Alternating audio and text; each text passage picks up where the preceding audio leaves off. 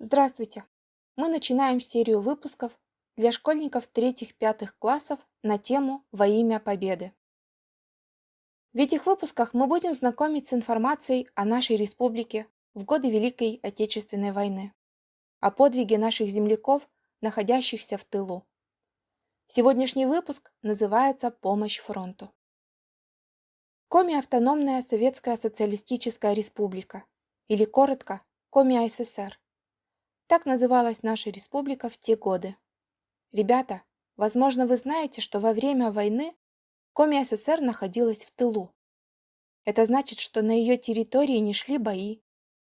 Наши города и села не подвергались бомбардировкам, фашистские танки не обстреливали дома и дворы Коми жителей. Но, как и для всей страны, для нашей республики это были очень тяжелые годы.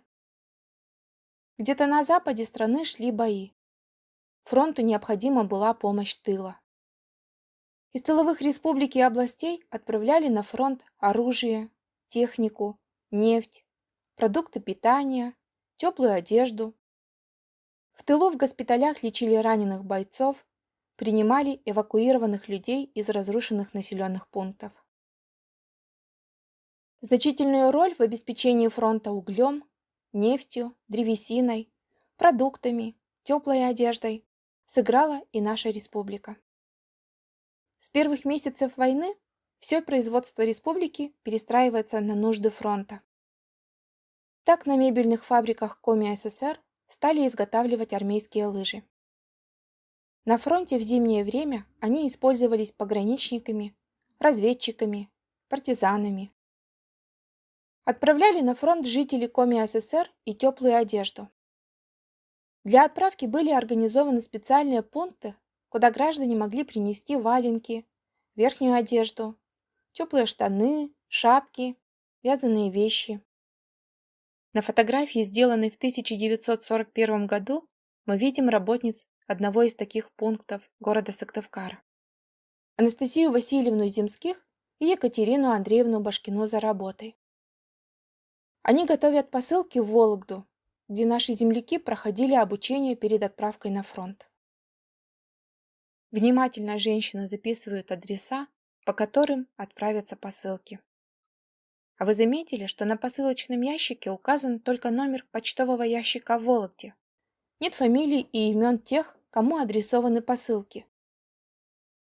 В годы войны такое встречалось часто.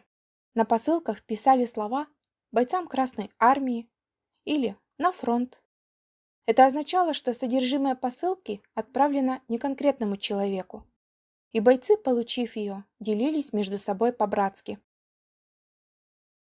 На следующей фотографии одна из жительниц села Выльгард сдает вещи для фронтовиков – валенки и овчинный полушубок.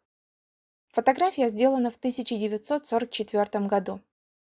Надо сказать, что в победном 1945 году пункты приема теплых вещей перестали принимать и отправлять одежду на фронт.